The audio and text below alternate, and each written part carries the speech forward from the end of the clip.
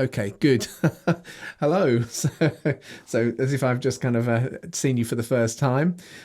So welcome back to the all new Light Lunch for 2022. So hopefully everyone can hear me. It's one of those things where you hope the technical setup is all working. You give me a thumbs up if you can hear me. So yes, we can. Brilliant, fantastic. So we're back to working slowly through Matthew. We finished the Sermon on the Mount before Christmas. So today we're studying in Matthew 8. So actually, if I go over to here, right, okay. Oh yeah, there we go. Hello. So I've called today Outlaws and In-laws. Originally I was actually only going to do up to verse 13. And I was trying to think what's a nice title for it, and I realised that of course we have two people. There are two folks there are three incidents in the passage we're looking at today. Two of them are outside of the law. One because he's got leprosy, one because he's a Gentile, and then we have the story of Simon Peter's mother-in-law. So I thought, we'd better extend the passage for the sake of getting a nice title of Outlaws and In-laws. And to kind of give it its context, of course, the passage we're going to look at appears immediately after the Sermon on the Mount. And so just as a reminder, because we've been off for a few weeks, to kind of give it some context. So Matthew 8 verse 1, we read, having come down from the mountain, great crowds followed him. And I often find it's kind of really unhelpful that when the kind of the Bible verses were put in, they're not always in the most inspired and helpful places. Because really, verse 1 is actually, if you like, the conclusion of the Sermon on the Mount. And you can see that really clearly if you look at Matthew's Gospel is structured around 5 very formal sermons. There's also a 6th one that's also in there. And each one starts and finishes in the same way.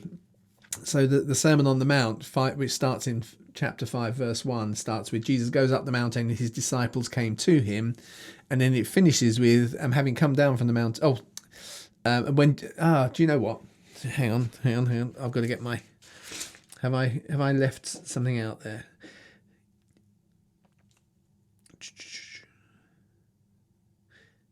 No, it hasn't. Okay, so he comes down from the mountain. Yeah, it's the kind of, so he's gone up the mountain. He comes down from the mountain, and then the crowds follow him. And you find a similar formula where Jesus sits down to teach, starts addressing his disciples, and then there's a kind of conclusion statement, often with the phrase something like, he finished these words, when he finished these words. This one is, he's come down from the mountain. So there's a kind of conclusion. And the reason I'm kind of flagging why that's important is because because we've kind of finished chapter 7, very often as you read it, you finish chapter 7 and then you leave it for a bit and then you start chapter 8. But it gives us sometimes a slight different impression of the flow of events. Probably Matthew's Gospel was issued in sections. If you've gone through any of the things I've done where you look at how the Gospels get written and when they get written, I see Matthew's Gospel following the logic of the early church fathers as being issued from the collaborative memories of the 12, and so when they talked about the apostles' teaching, they are issuing that out in sections for consideration by the growing church as it grows around Jerusalem. And so it kind of concludes with having come down from the mountain, there were great clouds following him, which is a kind of it highlights how the different sections kind of work together. And I've put in the notes here in the text the other 5 kind of formal sermons, so you can see how they all start and finish in that similar sort of a way. And then we then kind of because that gives context to the parables we're about to look at, not the parables, sorry, the healing stories. So Matthew 8 and 9 are kind of incidents from this early phase of Jesus's ministry. But Matthew is more thematically structured than he is chronologically structured. The trouble is we bring mentally we bring to the process a kind of an order, and then we get kind of confused because Luke's order is different, and I've highlighted that in yellow. So we get this kind of structure in Matthew's Gospel. We have the healing of a leper, which if you're following the story in Luke, And Luke is quite explicit at the beginning of his gospel by saying, I've tried to write these things down in order. So he kind of almost is articulating that he's more focused on getting a slightly more precise chronology. He still has the habits which ancient biographers have in terms of still groups things thematically. But Matthew's gospel is not necessarily in this one precise in terms of its chronology. I mean, it's rough in the sense of all of these things seem to come from the same period, but they're in a slightly different order in Luke and also in Mark. So there's a healing of a leper, then there's the healing of the centurion's servant, which we read about 2 chapters later in Luke, and then there's the healing of Simon's mother-in-law, which in Luke we go back a bit to it kind of comes first, and then we have this statement of fulfilled prophecy. So what's kind of going on structurally? One of the things I wanted to kind of illustrate, and we'll see when we think about the context, is they're very precisely put here to kind of be illustrative of something that has already been addressed by Matthew.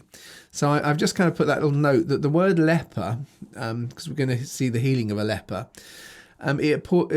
if you look at the Old Testament, the actual word leper only appears 12 times in the entire, and of which 1/3 of those are in the book of Leviticus. So leprosy is key to the core book of the law. Leviticus is really where we find the law written down.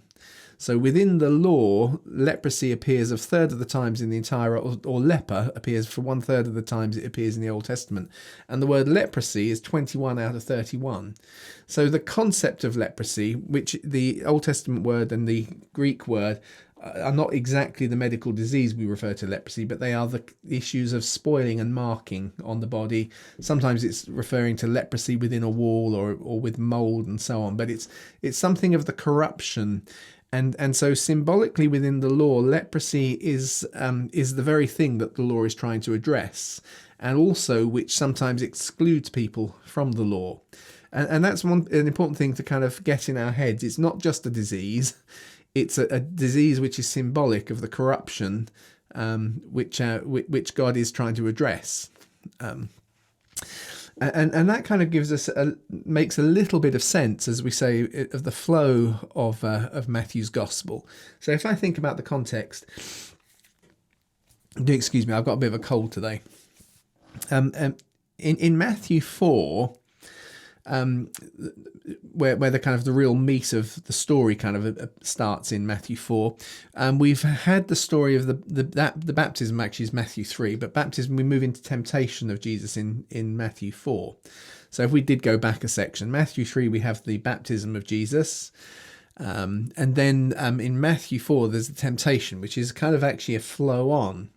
Because in the temptation of Jesus, the very promises which are implicit in the terminology and the wording of the commission that God speaks over Jesus at his baptism are all challenged. And the final temptation in Matthew's gospel is actually the nations of the world. And so you kind of get a clear sense in which Matthew has set up Jesus very solidly as the Messiah, but he's linked into Psalm 2, which is, he has declared over me, those words kind of represented in the declaration over Jesus' baptism. And Psalm 2 goes on about, if you ask me, I will give you the nations. And now here is the devil saying, bow down to me and I'll give you the nations. It's a very kind of clear context for those who are so familiar with that story. So the temptation narratives finish with the Messiah being for the whole world. Then Matthew 4 goes on to Isaiah's prophecy, and Isaiah's prophecy is addressed to Galilee, where they're going to see this the emergence of the Messiah. But it's actually Galilee of the Gentiles. It's the kind of the interface between Israel and the nations. So the Psalm 2 spells out that God will give the nations. It's finished with the temptation where the devil tries to take that role, says, I'll give you the nations. Comes into the prophecy of Isaiah, which is about the Gentiles in Galilee, the borderlands between the two. And then there's the calling of the first disciples in terms of the fishing nets and so on, and a description of Jesus touring all the way around Galilee, but the news of it spreading out into the Gentile nations, which is Syria. So you can see, if you like, for those who are much more familiar with the geography and the narrative of the Old Testament, what Matthew has done, if we're kind of following it through, is he's right the way through, he keeps dumping in this tension of the Messiah and the nations, and the interface and the interplay between them. And that little summary statement he makes at the end of chapter 4, sometimes we imagine that Jesus had this tour, and then chapter 5 starts after that. Chapter 5 is, if you like, and now within that context. So we've had this, he describes this summary, and actually the next few chapters of Matthew are going to be telling us incidents that happen within that summary of Jesus touring around Galilee, but the news spreading to outside of Galilee to people who aren't themselves Israelites. And then we get into chapter 5, where we've been, chapter 5 to 7, where we have the Sermon on the Mount. And the Sermon on the Mount, as we followed it through over the weeks, we see it kind of starts with that declaration of 8 Beatitudes, which is a declaration really of the fulfillment of the law, which it immediately says, I've come to fulfill the law, not to abolish it. So it's not its failure, it's the fulfillment of the law, but it's not about failure. And then Jesus, as he goes through the Sermon on the Mount, is illustrating how this is what the law said, but actually there was a deeper truth it was driving at, it was pointing at. So what Jesus is doing is he's saying, I've come to fulfill it, and part of the fulfillment is you've got blessings now, because that was always the expectation in Deuteronomy. There were 8 blessings associated with the fulfillment of the law. That's now what I'm declaring. And let me show you what the law was pointing at.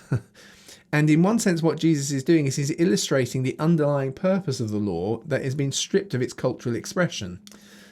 If you see it that way. In other words, we've got an idea that God was getting to them, and he was teaching Israel by giving them something to do in their culture, the way they eat, the way they dress, the way they conduct their marriages and connect them and so on, and the way that they behave.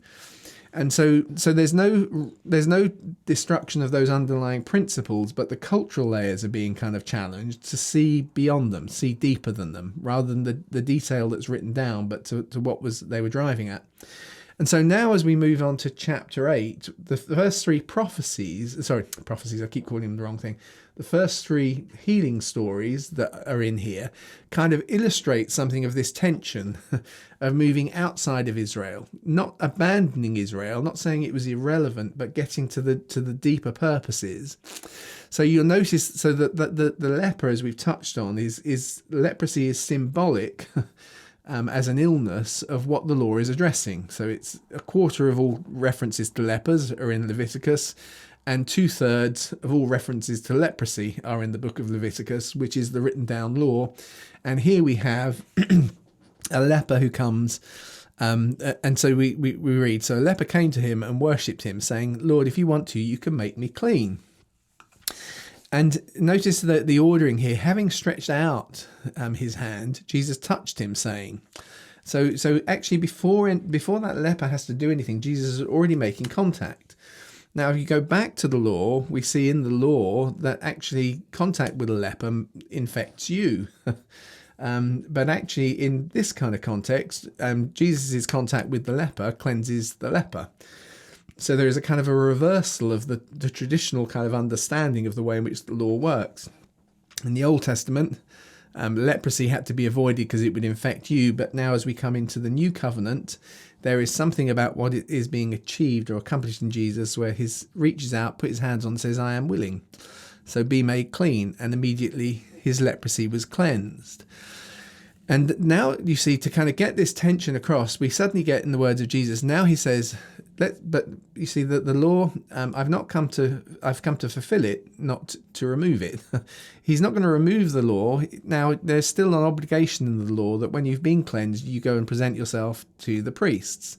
And so you're getting this kind of tension being nicely played out by Matthew. He's kind of illustrating the law is going deeper, it's going further, it's being reinterpreted, but actually it's not irrelevant. And you are culturally within a Jewish setting. Go and take that testimony, take it to the priests.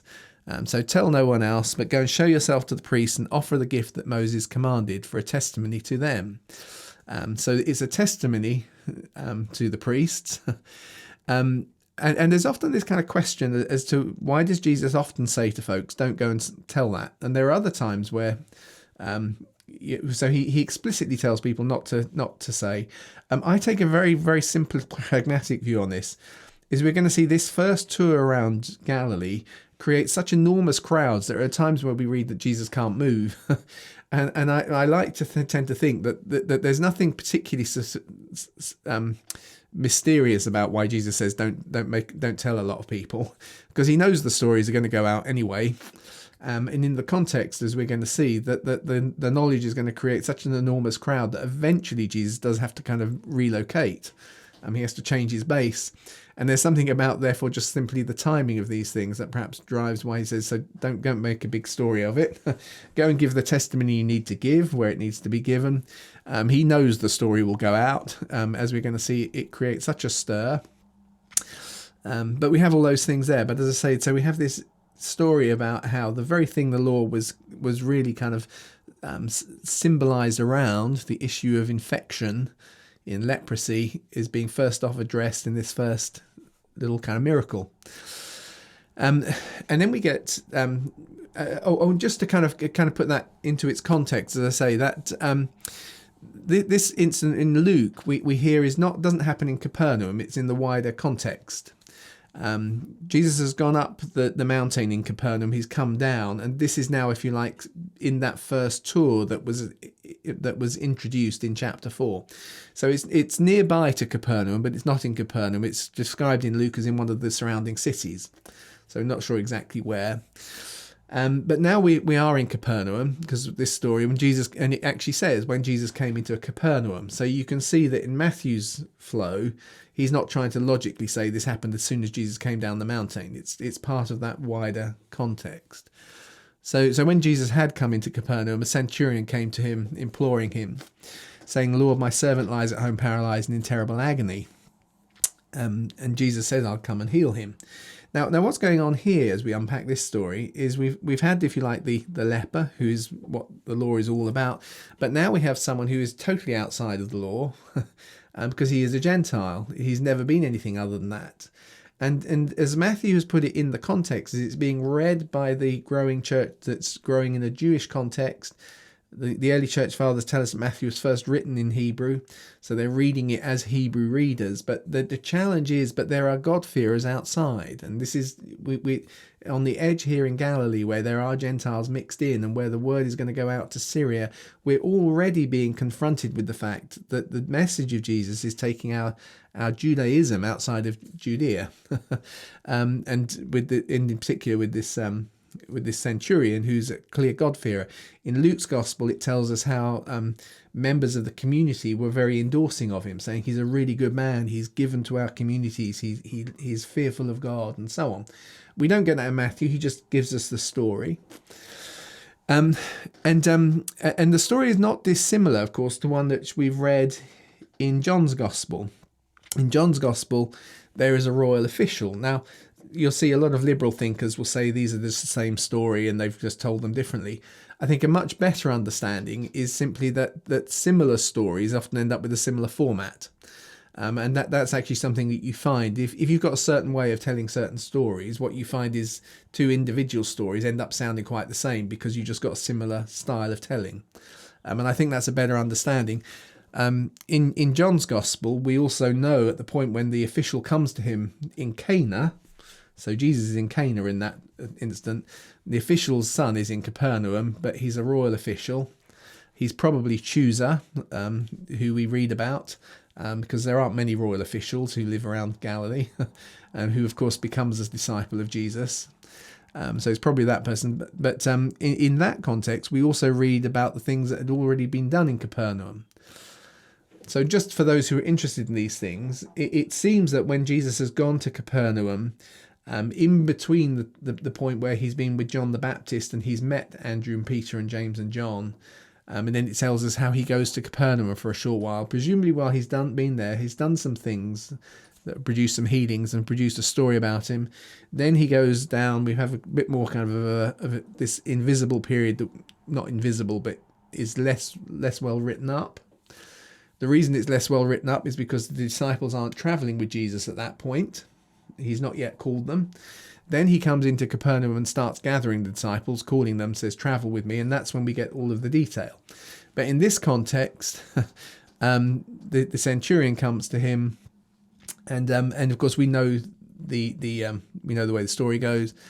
The centurion understands something with incredible clarity. And this is right at the beginning, if you like, of the public ministry of Jesus. And there's been a fair amount of slightly more below the radar private ministry. But in this kind of context where things are becoming more public, right at the beginning, Matthew includes this story where we have a Gentile declaring with clarity of faith, because actually that's part of the message, that we're somehow going beyond our old borders and boundaries. So, Lord, I'm not worthy to have come under your roof, but just say the word and my servant will be healed, because I also am a man under authority. So the centurion looks at Jesus and sees him acting with authority, but recognizes you can act with authority when you know what you're under. So in the centurion's experience, he was able to go places and tell people to do things, and they had to do what he said because he had the might of the Roman Empire behind him. So he's recognizing something of that this is not, if you like, Jesus struggling hard in his own strength to do something. This is actually Jesus operating under the authority of heaven. So I say, come, and he comes, and go, and he goes. Tell, do this, and he does it. So when Jesus heard it, he marveled and said to those following him, truly I tell you, I have not found anyone in Israel with such great faith. And as I say, the key kind of thing here is, he is not. It is not, if you like, the personal struggle of Jesus. It's the expression of him walking under the influence of heaven, under the influence of his Father, which is kind of a key thing from us in our understanding, because as Paul will kind of later put it, we find our place in him, and so it's not that we are in ourselves struggling for the supernatural, but actually to walk in the authority of the purposes of God. To walk under those things. And so he recognizes that. And that's quite a key moment. So now I say to you that many will come from the east and the west and will climb with Abraham and Isaac and Jacob in the kingdom of heavens. Again, it's because probably Matthew was originally written in Hebrew. As the early church fathers tell us, the actual Greek phrase there is actually heavens. Which is actually a very Aramaic or Hebrew way of saying the same thing. It doesn't really work in Greek, so it's indicative of the fact that Matthew was probably written in Hebrew first. But the key thing here is we expect the kingdom of heaven to have encompassed everybody who is Jewish, but now what Jesus is saying is there are loads who are coming. So right at the beginning of Matthew, we're preparing his hearers for a missionary context. But the natural sons of the kingdom will be sent off to the outer darkness. Now, it's useful to capture this here because we often misread it when we hear it. Outer darkness is not the same as being totally lost. In an ancient party, say a wedding, you have all the light is around the central courtyards. And as you move away from the central courtyards, you're in outer darkness. It's a little bit, it's not so much where the celebration is happening. It's on the peripheral edges. And so all Jesus is saying is he's not saying you're being lost for eternity. He's just saying you're missing the celebration. And there are natural sons who are going to be far more part of and celebrating and in the central light where the celebration is happening.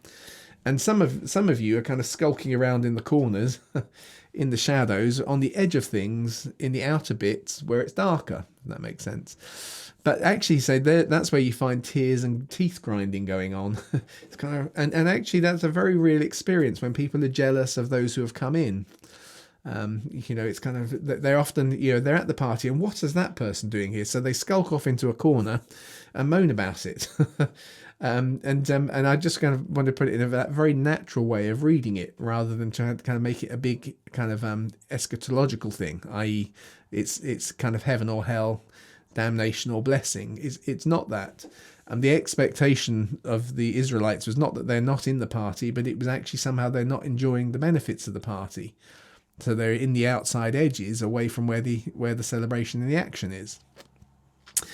Then Jesus said to the centurion, "Go as you believe, so it will be done for you." And his servant was healed that very hour. So now I'm noticing the time is zooming on, so we'll run through.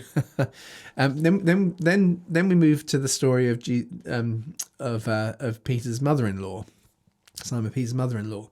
Again, if we look in Luke, that happens actually all part of the first kind of day when Jesus relocates to Capernaum. So here we have, and Jesus having come into Peter's house. So it's not a chronological statement in Matthew. It's kind of an illustrative of this process that he has been unpacking from chapter 3, 4 through the Sermon on the Mount. And here's the story. Here's a leper. Here's an outsider. Now we come kind of into the village itself. And his mother-in-law is lying sick and fevering. So he touched her hand and the fever left her, and she got up and served them. So as we read that story, and then oh, hang on, I've got it there twice, haven't I? There you go. Yeah. So and then following on from that, once evening had come, many who were demon afflicted were brought to Jesus, and he drove out the spirits with a word, and he healed all of the sick. So the story of Simon Peter's mother-in-law leads to this the first mass kind of gathering, as it's described. The reference to the evening coming is not explicitly explained in Matthew, but if you look in Mark and in Luke's gospel, we find out why it's the evening. It's because Jesus has healed on the Sabbath earlier in the day, and everybody has been outraged because it's the Sabbath. Then he goes to Simon's house, heals his mother-in-law, and when evening comes, now that the sunset has come, it's no longer the Sabbath. So now you can get healed. So it's just a nice little bit, as you put the stories together, it suddenly explains why it is that it's important it's the evening. So in actual fact, what you've seen is that actually, although of course Matthew's not explicitly said it here, but as we know, if we know the context, the healing of Simon's mother-in-law happens at a point where it's on the Sabbath. And again, because we're seeing this tension between those inside and outside, where the law is described in cultural terms, and yet there's a spiritual principle that is deeper and is a freer thing. Simon's mother-in-law is being healed in that greater freedom. Those who are coming are still working within the cultural expressions of what the law was about. So they come at that point, but at that point Jesus heals them all, and it's very explicit because we're explained. Oh, hang on.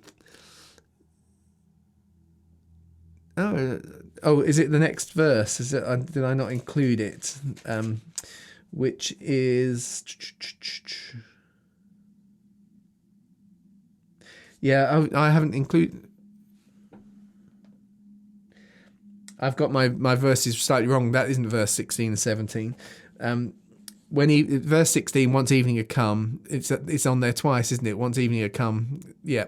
Verse 17 should read, which I've obviously cut and pasted incorrectly, in order that what's spoken through Isaiah the prophet might be fulfilled. He himself took our infirmities and carried away our diseases. Have I gotten that in the previous one? No, I've not. I didn't put it on there. So I cut and pasted the wrong verse on verse 17, which is actually the fulfillment verse. So the kind of, if you like, we've run right the way through to Jesus fulfilling that idea that is expressed in Isaiah. And as we kind of go back, you saw in chapter 4 that the Isaiah was introduced as this is the message that Jesus is bringing. Here, Jesus, we're now seeing totally fulfilling it. But part of that message was Galilee of the Gentiles. Galilee of the Gentiles in Jesus' ministry is described in summary in chapter 4 is going to be round Galilee, but its news goes out into Syria, so people beyond Jerusalem and Judea and Samaria, the kind of historic places, but now into Syria as well. The nations are beginning to understand the story of Jesus. They're beginning to hear it, which is why it's important to get to the underlying principles of the law rather than the cultural expressions of the law. So you kind of see there is a kind of a logic to the flow in what Matthew is doing. It's kind of illustrated in these three passages. So I'm quite pleased in one sense we're not too late, because I like to try and keep these in under my half hour. But does anyone want to ask any questions or make any observations onto that, what we've looked at today? There's two things for me. One was that issue of the news spreading. Yeah, I like that. It's so often that, well, it's not often that we have that. And just thinking about recent decades, it's not often that you hear of Right. something that's happening and the news actually spreads. Yeah. And I've never noticed that before. So I think that's going to be a bit of reading and quite a bit of thinking around that. And the other thing is the significance of the leprosy. Yeah. I think that's really, really broad. I think that's going to keep me thinking for quite some Yeah, time. well, and it's interesting to notice how, because Mark's gospel starts with the healing of the leper, and it's one of those things, and you often will hear why it was such a key thing, but actually, it just as a statistical thing, I thought it was quite helpful to see how much leprosy dominates the story of the written law, both as in terms of leprosy as an infection within like your walls and your garments, and an infection that gets into them as well as into the skin of people. So it's a kind of it becomes very much that kind of this is the purpose of the law, this is the fulfillment of the law, and so having started the Sermon on the Mount with come to fulfill it, not to get rid of it, and completing it actually now succeeds with what it's trying to manage. The law's trying to manage leprosy, and here it is. Now I'm dealing with it. It's gone. Does that? I hadn't appreciated that it's used in a way almost like yeast is used as well. In a negative sense. In the same sort of thing. Yeah. Yeah. No, very good. Thank you. Good. Yeah, thank you, Mark. Any other thoughts or comments? Or I was thinking about the cultural implications. You have been brought up for generations and generations. This is the law. You must do this. You must do that. And I can certainly understand why the early Christians were still very much in the Judaistic way of doing things, and where the conflict came when the Gentiles came in. But also, it made me think, you're asking me, a Jew, to sort of do something that I've not been trained to do, and that culture. It helps you to understand how the Spirit must be tugging at somebody before they can respond to that, and then it's sort of beyond my comprehension. Why does he reach one person and not another at different times? I don't think we'll ever know that in this life. Yeah. No, and I think because for me it's one of those central struggles which I noticed reading the New Testament is, what does it mean when Jesus says I've come to fulfill it, but then he seems to break it in certain places. Well, he's not exactly breaking it. He seems to be more digging down to what it was given for. So for me it was quite helpful, and I noticed how actually even in the Old Testament, almost from the moment the law is given, you find it said several times in the voice of Samuel, in the Psalms, and in one of the, I can't remember which of the minor prophets it is, where it said that the law is given because they didn't listen in the first place. And you think, what's that about? But then you notice that Jesus says to Simon Peter, because you listened, flesh and blood hadn't revealed to this, but you heard it from heaven because you've listened. Simon's name means now I can tell you. So Jesus almost sees Peter's kind of discipleship succeeding when he's learning to listen. But the reason why the Old Testament says the law is given is because it's kind of, if you like, a snapshot in time. You're not going to actively hear my voice day by day because you just don't listen. So here is a message that you can just write down once and for all, and it works. But the trouble, of course, with that is, that you get the nuance of real life, if that makes sense. So here is a cultural expression, but it's set in stone. But the only reason you had to get that expression set in stone was because you weren't listening on a day-by-day basis. So what Jesus is trying to drive us towards is the logic that lies underneath it. What it was capturing and what it was educating them in and what it was pointing them towards. So I think, it is a massive conflict, isn't it? Right the way through the New Testament. You find how much of the law is this tension between the principles that the law embodies, which don't disappear, and yet the expression of how you live life free from the legality of it. So, good. Any other thoughts? If you got to go, that's fine. I do understand. So see you then, Stephen. Thanks so much. Thank you. There we go. Thanks for watching.